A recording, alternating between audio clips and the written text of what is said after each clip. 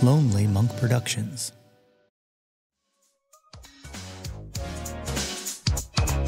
But you all too new with Nate and Bruce, kicking up your back with the 90s groove, mixing up the past with physical, real in the fun. It's what we do. Welcome to Too Old, Too New, the music discovery podcast that brings you something old, something new, something Nate, something Bruce. I'm Nate Runkle, host of the Yo, That's My Jawn podcast, and with me, as always, is my good friend Bruce Warren of WXPN. Yo. The premise of this show is simple. Each week, we bring you 2 songs apiece. One new song that has been metaphorically spinning our turntable platters, and one old song that we believe still absolutely matters. But this week, we have a surprise special guest. Guys, we are joined today by the great Nicole Atkins. Nicole, thank you for joining us on Too Old, Too New. You're very welcome. Nice to see you guys. We are so excited. This is the first time we've had a guest on the show, and Really? There's not a better person to kick things off having guests with than yours truly. You're right. You're right. So the future of us having guests is either going to go. It can only go one way. So just keep that in mind, Nicole. No pressure. No pressure. Okay. Don't blow it for you guys. But Nate, why the fuck didn't you have like an applause track ready? Like, you know, when you introduced Nicole. Hold on. There it is. There you go. Now we're talking. Thank you, Nate. Now we're talking. Nicole, great to see you. Great to see you. You too. So what's been going on? You seem to be an exotic locale. What's I am. I'm in Todos Santos, Mexico. I'm actually in Pescadero, Mexico, and down in Baja at this place called Modern Elder Wisdom that was started by the guy that helped start Airbnb, this guy Chip Conley, as a place for people 35 and older to go and figure out like what they want to do. Like, you know, oh, I'm retiring and I want to write a book. How do I do that? Or, you know, I'm switching jobs and I want to start a boutique hotel. I don't know. Like there's a lot of people out here that are like seekers. And I became friends with the manager, this Gail, who's from Pennsylvania. She's a Jawn. And, you know, so she and I became friends when she worked at a different hotel and then moved over here where I would trade a gig for a stay. And now her and I and the yoga guy, Teddy Dean Bennett, we started the summer program to help people connect to creativity, like art and music, in a way that they haven't since they were young. So me and Binky Grip Tight from the Dap Kings are out here. We did it last summer. It was really fun. And so we're doing it this summer. And I think it's funny that I'm doing this podcast with you guys because it's a lot about what I'm talking about. Like, why do we stop listening to music and stop searching for music in the way that we did when we were younger at a certain age? And I thought I would never do it. I remember being at a thing where I was getting the Sammy Cahn Award for my lyrics to Neptune City, and Billy Joel was getting a Lifetime Achievement Award. And he got up there and he was ranting about, there's no new good music. People don't write songs anymore. And I was just like, fuck you. You know, like when's the last time Billy Joel was in a club? You know, because, you know, or when people say rock and roll is dead, when's the last time you went to a club? It's never died. It's just, you know, goes in and out of like popularity, which has nothing to do with how good the music is. You know, it's always just like, you know, what's trendy and what's, you know, what people want to put money into or what people are talking about. And then I realized that like this last, you know, few years, I've been like in a state of like, oh, everything sucks and listening to lots of talk radio. And then I was like, oh my God, I'm, you know, committing that sin, the Billy Joel sin. And I found so much good music that I love. And I started to remember to, you know, wake up to music instead of talk radio because it sets the tone for my day. Every time I do it, every time I remember to do it, it's like, oh, yeah, I started the day with the Beach Boys or Belle and Sebastian. I'm okay. You know, the day's has a possibility of being a great day if I start it with music. So I'm back in my search mode, and it's nice. That's awesome. That's awesome. Do you do yoga also? I went to the class yesterday for the first time since I was here last year. Okay. So I'm going to try. All right. So. Nate, are you a yoga person? yes, with an asterisk, kinda. I had a very detailed stint with DDP Yoga, which is Diamond Dallas Page from the World No shit. Championship Wrestling. Wow. Yes, yeah. Yeah, Man, that is so cool. he has a yoga program, and it's like aggressive yoga. You know, it's like the kind of yoga that like a guy can do and not feel less manly or whatever. Which isn't why I did it. I just did it because I like DDP. So Yeah. Yeah. See, I think I would like it too, just because I get, like my mind is always going a mile a minute. And so when I do regular yoga, it's like the first 20 minutes, I'm like, okay, is this going to be over soon? This has got to be over soon. Oh my God, this has been forever. And then after 20 minutes, I'm like, not thinking about it. Yeah. So if it was like just like crazy Diamond Dallas Page yoga, like boom, boom, boom, boom, boom, I wouldn't have time to think about when it's going to be over. Or maybe I would. Yeah, it's great. Who knows? Bruce, are you a stretcher? Do you yoga? I don't. I've done it once. I've done yoga once, and a friend of mine took me to hot yoga. Oh wow, that was the one. That was the one time, and like it was, I couldn't believe I actually made it through the entire session. It's hard. It's like straight to the high dive. But I've been a runner for 40 years, and like almost every day the last 40 years, I've run at least 2 to 3 miles. I've done. That's amazing. So my body is, used to exercise on some level. Yeah. It took me out for a few days though. I'm telling you, it was just like, whoa. I bet. Like, Bruce, do you run in the hoodie? You know what? I do run in a hoodie, and in fact, I even put a wool cap on sometimes, even during the summer, because I love this. I love to sweat. Like if I don't sweat, I'm sorry, I'm kind of weird. You're like Madonna. But let me go back. I want to go back to That's how you stay so trim. I want to go back though, Nicole, to what you were saying about like, sort of like losing the connection to your creativity. Like I can't speak for like. Most of the people that I know are in the music industry. I have a handful of friends who aren't in the music industry, and they're all music fans. They're huge music fans. Yeah. So I don't know if it's different for sort of whether it's different for people who are in the music business or musicians when they become, I don't know, my word, cynical or lose touch with the thing that made you fall in love with stuff in the first place. And I remember a couple of years before the pandemic, I was starting to just get like, music, Yeah. And I had to find a way to like get back into my inner fandom, you know? Yeah. So it was actually my son who gave me the idea, and he goes, Dad, you should listen to an album a day and you should just track it. And like, just whatever you feel like listening to, that should be the first thing you listen to every day. And if you have to come back to it, if you can't listen to it in one sitting, just like listen to it over the course of the day. And I've been doing it now for like 4 years. And every day I listen to a new album. It could be old. It could be something new. But it takes me out of being in the industry, right? As a program director, music director, whatever. Yeah. And puts me in the seat of being a music lover. And it really freed me up. That's amazing. And it freed me up to the point where I was discovering a lot more genres of music that I wouldn't necessarily listen to. So... Because I think when you work in the industry as, like a musician or as a radio person or as, like a promoter or anything, when you've been doing it for so long, you start to think that there's no new sounds out there. Like I've heard it all. I've seen it all. Okay, how everything's cyclical. Okay, all the kids now, they're doing 90s music. And that's just so not true, because you forget about being a fan. And I think that, you can get beaten down by work. You can get beaten down by other people's opinions or lack of opinions about your work. And you forget you became a musician or a DJ or a promoter or an A&R person because you love music. Right. So, that connection to being a fan again will never let you down. Yeah. Well, that was what happened to me. Was I became jaded musician guy because I kept watching bands get signed, and I was like, this fucking guy, and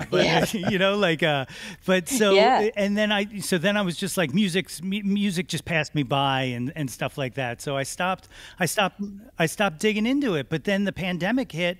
And all of a sudden, like I started watching people kind of find what I find is the true essence of creativity and music and the need to connect to a listener and to an audience. It became less about a lot of the bullshit and a lot of the industry stuff, and became once again about the music and connecting with an audience. And that's kind of what recharged me. And, you know, Bruce, similar to you, I've like every Friday I go through the new releases, whether I know the artist or not. And I just start trying new albums based on, oh, that album cover is cool, or I've heard something about this band in the past. Let's give it a shot. And like, it's completely changed my relationship with music for the better. Yeah, absolutely. The connection is the best part. That's the way it should be, you know?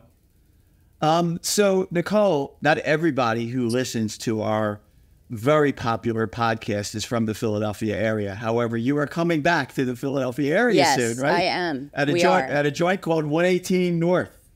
We haven't played Philly since we played XBN Fest. That is right. I was talking. That was a long time ago. That was a long time ago. Yeah, it was a long time ago. 2019. I still have the cease and desist email from using the Exponential Music logo. Oh, that's great. Did you hang it up? Yeah, I would print that out and hang it up. That's saved. Cool. It's bookmarked in my favorites. Good. I feel like I bookmark things and I just forget what a bookmark is. Exactly. You know, I'm like, I need this. I just have open But yeah, tabs. we can't wait to come back to Philly. It's in Wayne, Pennsylvania, which, you know, it's North Philly, and it's West Philly. It's is sort it of west, northwest? It's the western part of Philadelphia area. Yeah. Okay. Yeah. Cool. Yeah. West Philly's cool. Gritty. They do a great music fest there too over the summer. The Wayne Music Fest. What one? Wayne. The Wayne Music. The Wayne Music Cool. Festival. Yeah. Yeah. I actually got the idea for the art poster based off of the show in Wayne. Mm-hmm. I don't know why whenever I think of Philly, I think of basketball. I think of the 76ers. And then I was like, I want to draw women basketball players from the 70s, but cartoon. And since the tour's only in September, I'll put the date on the jerseys and the city. Right. And so I drew a Wayne one, and I was like, that's cool. That's what it's going to be. That's incredible. And I'm going to put that out soon, but we're going to sell them at the shows. And the last club show we did in Philly, that was one of my most memorable gigs ever. It was a sold-out show at the Boot and Saddle, and my brother quit his job of 25 years and broke up with his girlfriend and decided to come to my show on the way to Atlantic City. So they had it tied on good. And I was like, who are these people? Because in the show, like, you know, everybody's into it, but there's Jersey. And I'm like, what the fuck? And then we're doing a ballad, and I hear my brother laughing. And unmistakable, like, and I'm just like, hey, Scotty, shut the fuck up. And everybody's like, shut the fuck up, Scotty. Shut the fuck up, Scotty. And it was so great. And it was during, like, you know, a night of serious drinking, which is like this really intense ballad. And we did the chant, and then I was like, okay, now part like the Red Sea. And I was going to sing the last note of The Way It Is, and then run through the crowd, high fives, get out of there. And I did it. And then my brother's like, sissy, and comes up to give me a hug. And I was like, no. So, yeah, I'm hoping for a remake of that in Wayne. And it's September 11th. And you said that there's no other shows going on in Philly that day. So that's right. There's no excuse. But it's a fucking incredibly busy season here in Philly. It's like touring is insane everywhere. I know, because it's the only way people can make money. Exactly. But they seriously, I was just looking. I showed this to Nate. I made a list of all the shows that are happening in Philadelphia in September through mid-October, and it's like 2 pages. Yeah. There's some nights where there are multiple shows that like I could see myself at, like you know. I do that now. Yeah. I go to multiple shows. That's why I have no money anymore. Well, you know? I should consider actually doing that. That's actually a good idea. I never thought about that.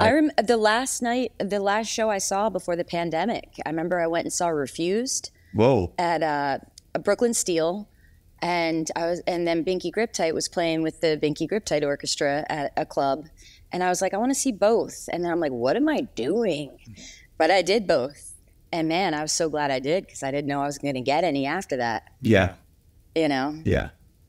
Yeah. But, well, we're psyched to see you. So yeah, I can't wait. And I want to give my tip though for you, my show tip for a show to definitely not miss. JD McPherson and Kate Clover. Okay. I suggested Kate as the opener, and I was like, yes, he listens to me. Kate Clover. Because All no right. one does. Not Dude, familiar. she's a punk band. It's a punk band from L.A. Okay. And she's just like, she's got like the Chrissy Hind, like, Wow. But then she talks like Cindy Lauper. Like she's just such a, it's great. And the songs are like kind of like the Buzzcocks, like really melodic, but Okay. just like, and I love it. That's great. Great recommendation. Definitely want to check it out. Yeah, you should check it out. Speaking of recommendations, I believe you have a new song to present to people for our first new of the something new. What do you got? My favorite new song, and I'm like obsessed, like multiple times a day listen, is from this band, The Last Dinner Party from England. And I feel like maybe I'm late to the game, you know, but new to me means out this year. And it's a song called The Feminine Urge. Love that song. And, geez, I feel like it reminds me a lot of like my first record. Yes. That kind of new romantic, you know, spy music, kind of James Bondy in the verse, and then a big ABBA chorus. I was afraid. You know? I was afraid to say it because I was like, "Did you pick a song that just sounds like you?" Like because it's like that's I mean, why I like love what it. I like. The thing is, what I sound like isn't because of me. It's Right. because of what I like. So, yeah, Right. it's, what I it's listen shared to. influences. I don't mean it like it's aping you. Yeah. Yeah, I didn't invent shit, but you know, I just like to combine the things I like, and then it seems like they like the same things. So I'm just like, yay! Well, let's give a little listen to it. This is The Feminine Urge by The Last Dinner Party. I am a dark red liver stretched out on the rocks. All the poison I converted, I now turn it to love. Here comes a feminine urge. I know it so well. To nurture the wounds my mother held. Oh, ballerina, bend under the weight of it all. Fight to hold the world in your hands. Do you feel like a man when I can't talk back? Do you want me or do you want control? Failure to commit to the rule. It's so good. Like their ability to fill the space is just fantastic. Like there It's is so nothing dramatic. It's so dramatic, and it's like, here's a cool hook, here's a cool hook, here's a cool Right. like everything is there, and I love that they made the record with James Ellis Ford, who he was the producer of the last Shadow Puppets, Right.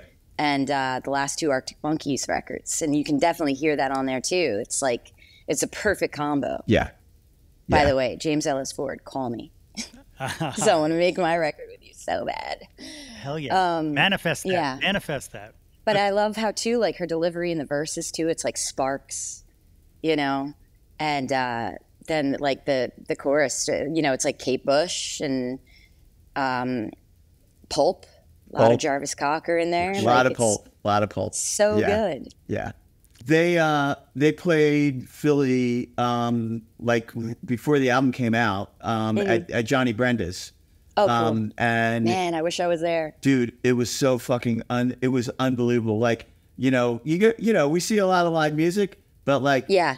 but that night was just like it was electric. You could feel it. Like you could Yeah. feel this band was just like, you know, just so and they were so theatrical. In addition to being Yes. dramatic, they were super theatrical, and just like everything about it was perfect. And we, you know, Yeah. that was in, I guess it was December when they played Philly, and the record. So it's been a while, and it's still one of my. They had a good festival season, so Yeah. I think they're starting to blow up. Yeah. And like, I want them to, and I'm actually thinking like maybe, you know how like Gen Xers got screwed, millennials got screwed, but the Gen Zers seem like they're going to have a better time and they're taking more control of shit, and they're Yeah. like, fuck no to unpaid internships, fuck no to that, Right. you know, fuck no to like not taking care of the planet. And I feel like maybe that'll happen with the industry, like the music industry too. So it's like these younger bands, like don't sleep on them, Right. because they're going to make things better, Hell Yeah. yeah. you know? Hell yeah. So Bruce and I decided to have our new and old. So I'm the new pick this week. Okay. And we also decided as a theme that we would both pick Nicole Atkins songs. Since you're So you here. could torture me by listening to my own No, music. but so we could pick your brain about things that we love. Yeah, is great. how it goes. Great. So for new, I jumped in and you just released this as I believe as a Bandcamp exclusive. It's Bandcamp only. Yeah. Yeah. Because I and- might put it on my record. Oh, okay. Very cool. I just don't know yet. One of the things that excites me about it is you released it May 3rd, which is the day after my birthday. So I personally took it as you released it. I did that on purpose. Thank you. You're welcome. I'm so glad you like it. That's how I knew we were friends. But anyway, it's a duet with Hamilton Lighthouser, and it's called A Little Word. Let's listen to a little bit right now.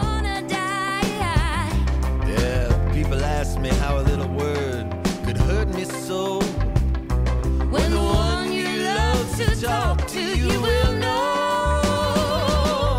Suddenly ring, ring the telephone. Ring, ring. I just knew you'd say you're coming home.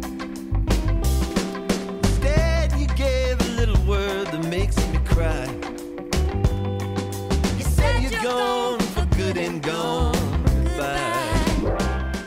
First of all, your voices together, fucking perfect. Like, he's my favorite person to sing with, just because he like goes up there, and I'm like, okay, good, I can do it too. You know, it's so killer. And then like I read about the background of this song, so like it's nuts. So like you had free time in Electric Lady. Is that how it started? Yeah.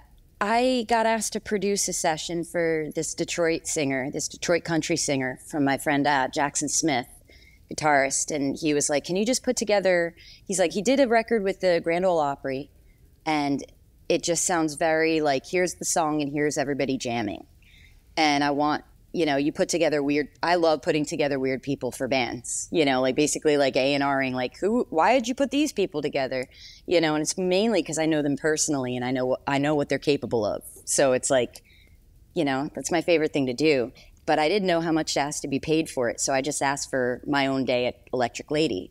So I kept everybody. I had Jim Sclavunos on drums from the Bad Seeds and Grinder Man, and Moose from El King and Valerie June's band, and who else? Benny Trokin from Spoon, and I played with Charles Bradley, and he just put out a great new record too. His solo debut, Benny Trokin.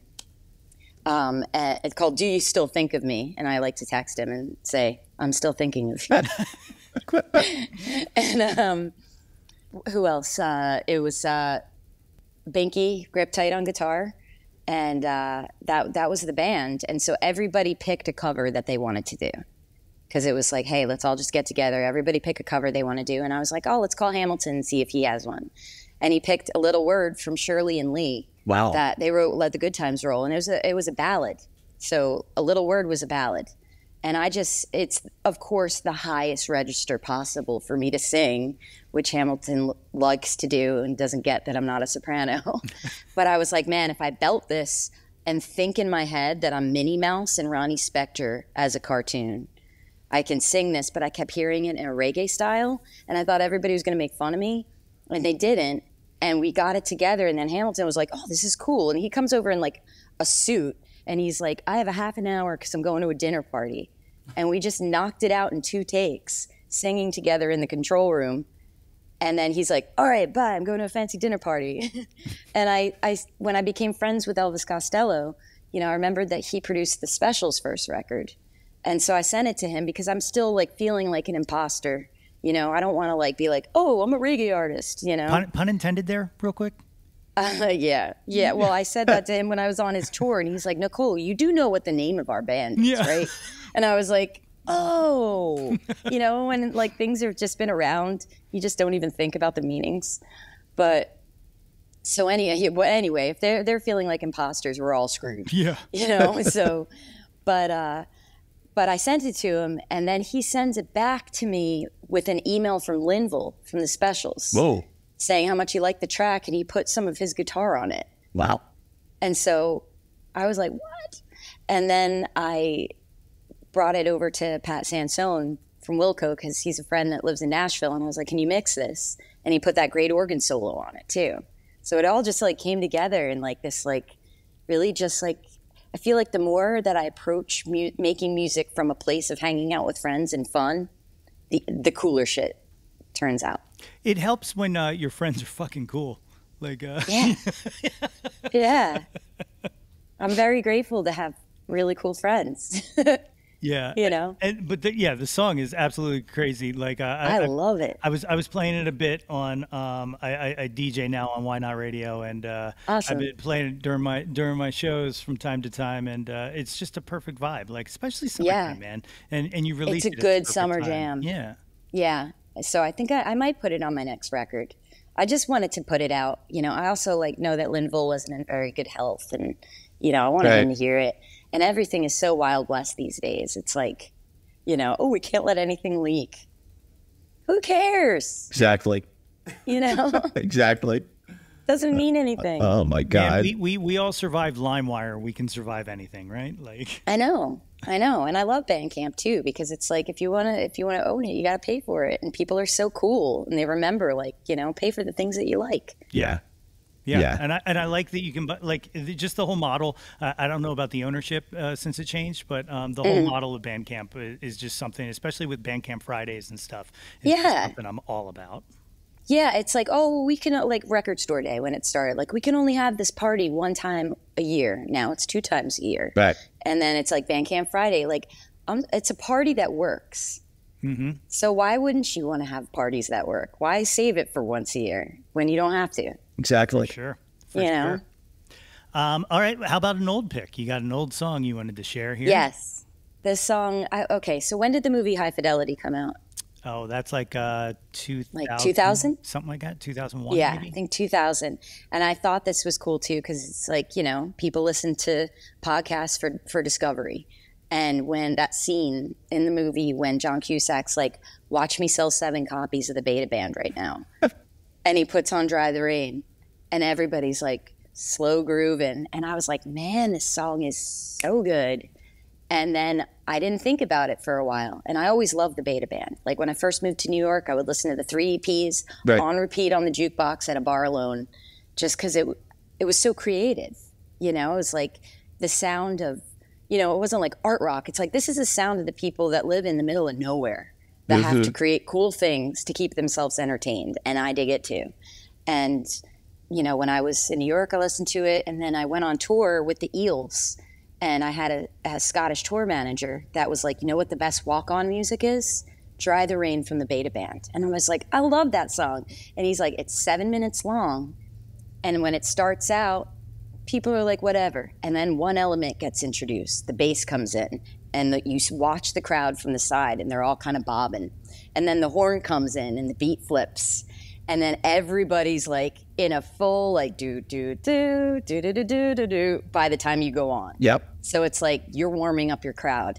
And then after that, his substitute tour manager for me became my husband, and we bonded over our love of the Beta Band. And that when we were apart, I kept that as my alarm clock song.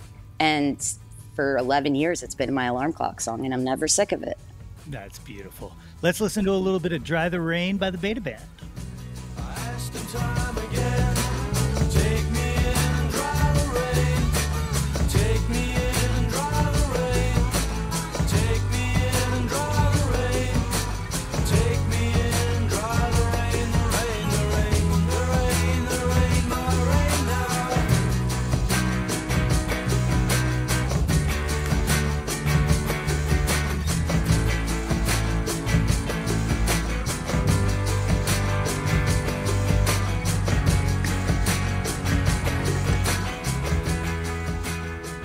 The best. You know what? So good. It's funny you mentioned the build up and the dynamic change through 7 minutes, because one of the challenges I have every week when we do this show is trying to find a 30-second snippet of a song. And this song was almost like I kept jumping back and forth. I was like I like the slow building of the beginning, but I also like the manic nature of the end. And I just couldn't. So I just kind of went in the middle and said, this is what we get. I mean, the ending makes me cry because it's such a build-up, and the lyrics are like, if there's something inside that you want to say it, all right, it'll be okay, I will be your light. Right. It's like, oh, it makes me want to cry even just saying it. Thanks for reminding me how amazing that band is. I forgot. There's so much music in the world. You know, I remember I went through a Gomez and Beta Band like period because the vibe's sort of the same. But you mentioned walk-on music. There was a time when like walk-on music was not a thing for many bands and for many years, and it's only recently, I guess, I don't know, X number of years, a decade, where the walk-on music became a thing that bands really invested in and really thought out and planned. And there's nothing like a fucking great, incredible walk-on music, Yeah, because it gets you ready. Like all those old showbiz tricks. Exactly. Like, I'm so all about them now. Yeah, that's awesome. It's fun. Even all the music, like, that bands will, at some point, there was some guy in the house who was just playing a cassette or a CD of like some band, but it's become really it's become a thing, It's it's like curated. It's like curated, okay, and then when the show's over, what do I want people to walk out holding hands and like, kissing and figuring out their next plans to? Exactly. And that answer to that is always Move Closer to Your World by Al Hamm, the closing theme to Action News from Channel 6. Maybe we'll do that in Philly. Oh, That's please funny. do. Please Send do. me a text. I'll find it. I'll send you the file. That's awesome. I got it saved. Yes, do it. That's cool. Bruce, what's your old Nicole song? Oh, it's from the first record, Nicole. It's the song that we discovered you with, Maybe Tonight. Yeah. Come on, man. I had to go back there, right? That song's gotten a whole new revamp live. That I can't wait to record it again because I found out what was missing. And all right, so I'll wait. I'm not going to ask you what was missing, but what was missing? I'm not gonna tell you. You'll have to come to the show. You'll have to come to the show. So take us back to then. That was what, 17, 18 or so years ago, probably. God, yeah. It was 2005 or 6. Okay, so do you take us back to when you were writing that song? Where did that happen? I remember exactly where I was when I wrote that song. I just moved back to Brooklyn. I was living in East Williamsburg, which is Bed-Stuy. And I just came up with the da da da da da da da da da da. And I was thinking, that's got to exist. And I called a bunch of friends and my sister, and I was like, okay, just listen to this. I'm going to sing it to you, and you think about it and tell me if it already exists. And then unanimous no. But everybody was like, gives me the warm and fuzzies, but I don't think it's taken. And then I was like, holy shit, it's mine. Like, just so excited. And I told my band about it, and they're like, do you have lyrics? And I was like, no.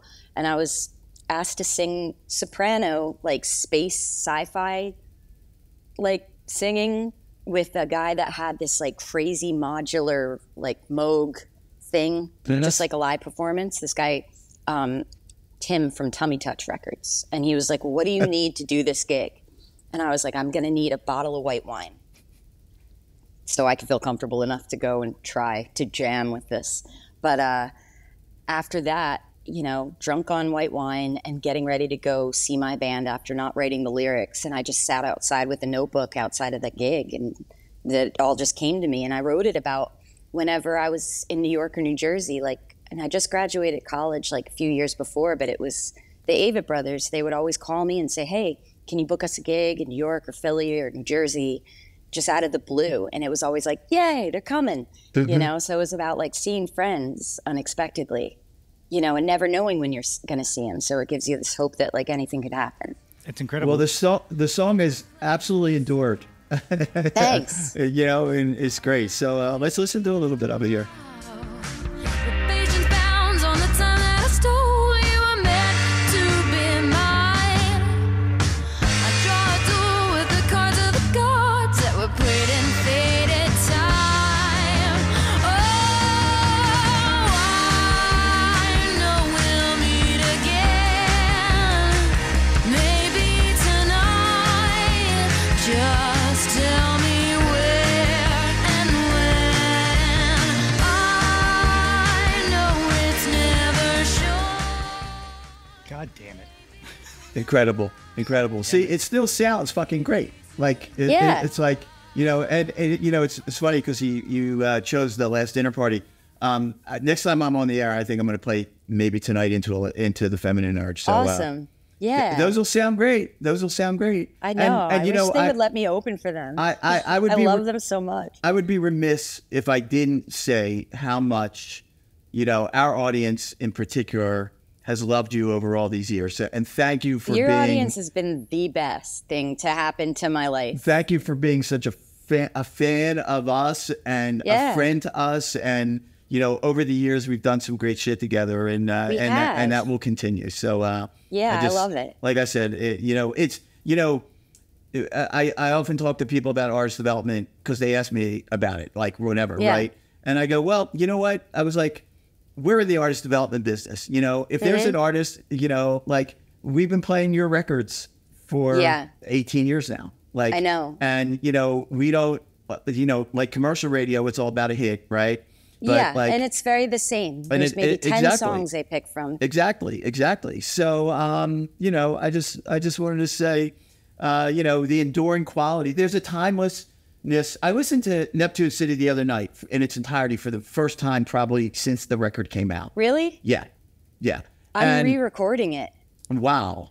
I can own it because I'll never own it. Right. And that was the thing with you know, major labels. You know, if you don't. Right. So, but there's so many things on that record, and I love what Tor did to it. Yeah.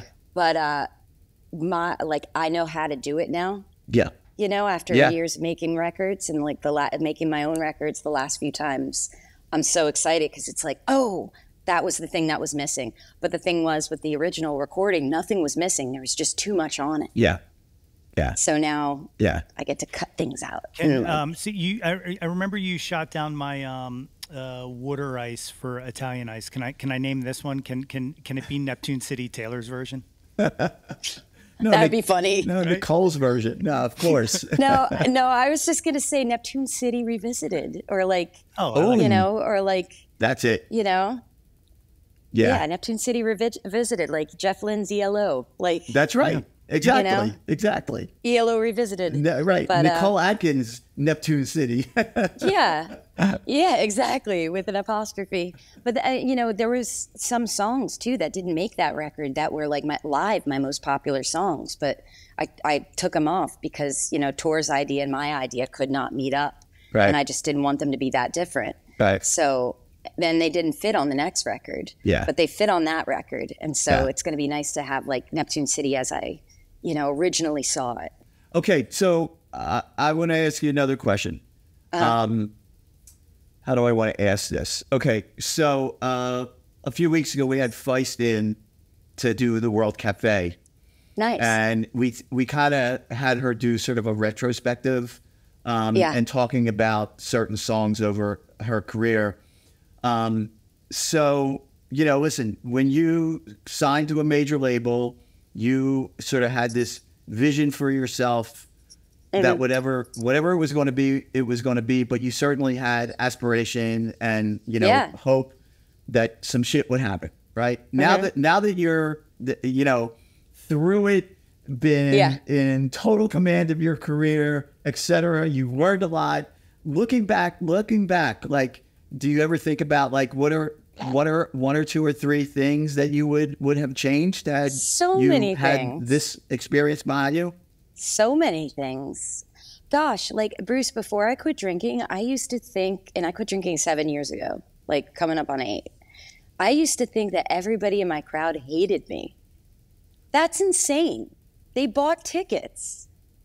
Like, you don't spend money maybe there's a couple people that spend money to go and like hate on something, but not like 500 people or 300 people. Like, that's insanity.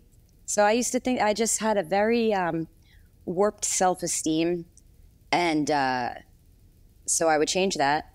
And I don't know. I think I would have stood up for more things, and I did stand up for a lot of things. But you know, I mean, I left Columbia. Yeah. They could have put out my next record, but I wanted to work. You know, me sitting around waiting for Rick Rubin to get back to me for like 6 months and then tell me like, oh, I don't hear anything in these 40 songs I've given you. Like, it's cruelty. And I think that, you know, a lot of younger artists these days, get yourself a therapist, understand what money means. You know, I would have done those things. You know, like, how do I stay grounded while, you know, the world is making decisions for me? You know, and that still happens. you know, but you got to ground yourself, and, you know, money is not going to be in your life all the time. Hopefully it will be, Right. but figure out like where to put it, where to invest it, not just like, oh, this is how it'll be forever, you know, because it goes like this, you know, like that. I thought like, you know, a career is just like, all right, you do it, and if you get signed, it's like boom, and you're fine, you know? But it's like, and then I thought when it wasn't going well, oh no, it's going to be this way forever. And then all of a sudden it's like, nope, it's you just got to learn how to surf, you know? But I will say one thing, I never made any decisions that I was uncomfortable with musically. You know, they wanted me to put out certain songs that I hope to God no one will ever hear because they're so fucking bad. But they're like, these are hits. And I listened to them today. I found them, and I'm so glad I don't have to live with that. So as long as you're making decisions, like for me, I've always made my decisions based off of what can I live with musically. Because when I got into music, it was just because I wanted to be part of the scene, because it was cool, you know? And I wasn't like, okay, now I'm going to go, you know, on tour with John Mayer and make songs like about like, you know, with breathy singing that repeat a word all the time. No. So I can live with that. You know, it's great that even though you've got a fair amount of distance from those very early days when you were starting out and making your quote unquote major label debut and getting all the advice that you wanted to listen to or not listen to, it's amazing that, you know, you're still at the point of your career where you can apply all that learning and just continue to move forward, you know, because that ultimately is sort of what it's about, you know? Yeah. It's, you know? It's not losing. It's just, how do you, for any artist that like is young and gets signed to a major, like you're not told anything. You're not told how it works. And, you know, the person that signed me was fired like a couple months after. And I was originally making my record with Lenny Kaye. Right. And I felt like he was like my dad or something, you know, like it was awesome. And then new people came in, they got fired. New person comes in, now they're firing Lenny Kaye. Yeah. But Lenny Kaye's going to bat for me, for them to not fire me, which is so nice of him. Yeah. And, you know, then the record is going to come out. It's done after so long. And then Rick Rubin becomes the new president 2 weeks before it's supposed to come out, and he takes it off of the schedule. Yeah. And then I come out in an Amex commercial about my music during the U.S. Open that was supposed to air during the weekend of the record release. And everybody thought I was an actress. Wow. It was fucking crazy. But like so out of my, that's the thing. It's like so many things are so out of your control. If somebody just told me the only thing you can control is the work you make, then, man, I'd probably be alive for at least 10 more years longer than I am now after all the years that took off of me. Yeah. You know, with stress. Yeah. I think one of the testaments to you and your perseverance is like that. I know so many people who that broke. Like that, I know. You know, that same exact situation, you know, destroyed them and destroyed their desire to even continue to create, you know, and you know, we're blessed that you have continued to push through, and that like this is your life, and that you found a way to, you know, continue to do it in the way you want to do it. Yeah. Like if anybody took that away from me, that would feel like death, because music's the only thing that, like from when I was 3 years old and saw Tommy on HBO when my parents were sleeping, I was like, that is me. You know, like that's what I want. Right. And nothing else has ever really mattered except for, you know, people, places, and music. You know, so, you know, it's nice to have a big team supporting you, but if you don't, you'll figure it out anyway. Yeah. Yeah. Like, you know, we opened for this guy who I really like his music, and he was, you know, popular, like, I don't know, I mean, his music's great. But we met, we were fans of each other. He's younger than me. And I was like, I would love to open for you. And he was like, what? You know, but I can. Like, and he trashed the dressing room after, because he was like, I'm sorry about that. You know, I didn't have my like sound guy and my horn section, and everybody was like in the crowd was like digging it, even though I was like trying to do the Dylan thing and be mean to them. And I was just like, yo, I'm like, you're a great artist and I'd like to see you have a long career in this, but if those are the things that are pissing you off, you're not going to last long. And he was like, yeah, but you know, and I was like, I am opening for you. And you were a fan of mine in high school. If you don't see how this is a constant escalator, Yeah. like, you're not going to make it. Like, and by Yeah. make it, I don't mean make it. Like, I mean, I think the only version of making it is continuing to do it if you love it. For sure. For sure. So Yeah. the tour starts September 5th in Yes. Pawling, New York. Of course, we mentioned September 11th at 118 North here in Wayne, and then continues through to the end of September, September 21st at TVI.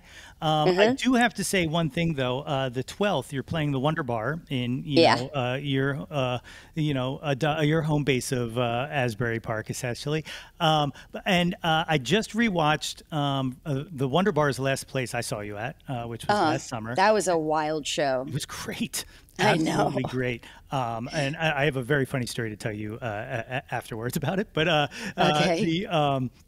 and I did a recording of Maybe Tonight that for the closing, and it's up on YouTube if anybody wants to watch it. It's absolutely brilliant, as you are. But in it, at the end, you said, "Good night. I'm not coming back until I have another album, and if I do, yell at me." So I hope you expect to get yelled at on the 12th. Well, okay, here's the thing. It's written. Okay, that counts. I think that counts. That does count. Yeah, that That counts. does count. That counts. It's Yeah. written, but I also need to make money. Yes. So I have to do the show, Okay. I think that's you know? But I'm so glad you remembered that. Yeah. Yeah. So expect the yes. Good. Expect Yeah. the yes. Okay. I can deal with it. I'm Dutch and Connie's kid, man. I've been getting yelled at since I was born. Hell yeah. So the tickets are available. You can go to NicoleAtkins.com and find those. And you can also go to NicoleAtkins.bandcamp.com if you want to buy any of her music, or Yeah. also there's artwork available. You sell all kinds of stuff. You've got a great setup of creativity that you put out. I like shopping and I like making shit and selling it so I can shop That's awesome. and buy other people's stuff. Exactly. If these folks want to follow you on the socials, what's the best socials to track you down? I'm the most active on Instagram. So that one's at Nicole Atkins, right? At Nicole Atkins, and I think they're all at Nicole Atkins. Okay. TikTok is at Nicole Atkins, which I'm going to try to get creative with out here in Mexico. That's 'Cause, awesome. Yeah. I don't know what to do with them, but Most people apparently, don't. Most people don't. this week I need to be demure and mindful, and I'm going to really lean into it. That's incredible. Thank you so much for doing this, and not just for doing this, but for creating music and continuing on. You're one of my favorite musicians. Period. End stop. Like no smoke or anything. Like I absolutely adore you. It And makes means- sense to me. but it means the world that Thanks. you would come and hang with us. Yeah, for sure. Oh, for man. sure. It's really nice to see you guys. It's good to see you too. Likewise. As always, we put together a playlist, and there's an ongoing playlist of all the songs. So Nicole's picks and our fun. picks will be up there. Well, not mine because I picked something that's not on Spotify to add to the playlist, but everybody else's stuff will be up there, and you can find it. I'll pick a song off of. Is the stuff that you did with Jim the duo stuff? Yes, A okay. Man Like Me. A Man Okay. Like Me. That's with what me I'll and put- Jim Sclavunos. Yeah, That's a good What I'll put choice. on the playlist because that was going to be my other pick, but That's another record I still need to put out. It's great. It's done. I got the 7-inch. Dude, it's so good. It's so good. It is so good. You got another person you collab incredible with. He has been my most important collaborator.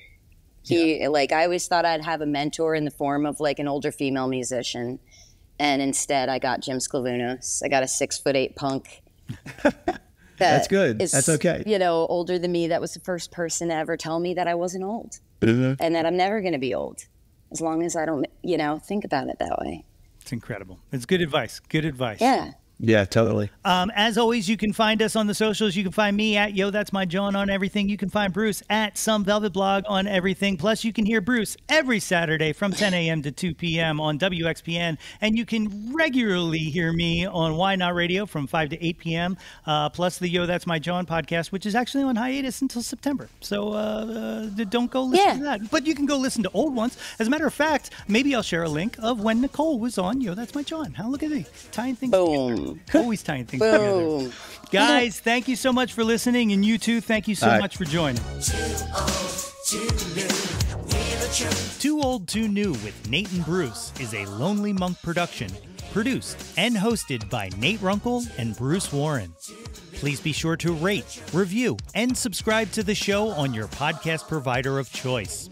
If you have any music you think we should hear, or if you would just like to reach out to us, please feel free to email us at tooldtonewmusicpod@gmail.com. And as always, thanks, and we will catch you next time. You edit this? Yes, it is edited. Or did I just ruin it? No. Let me go get the wires. He's a good editor. Stay right there. He's a very good editor. Bruce, stop.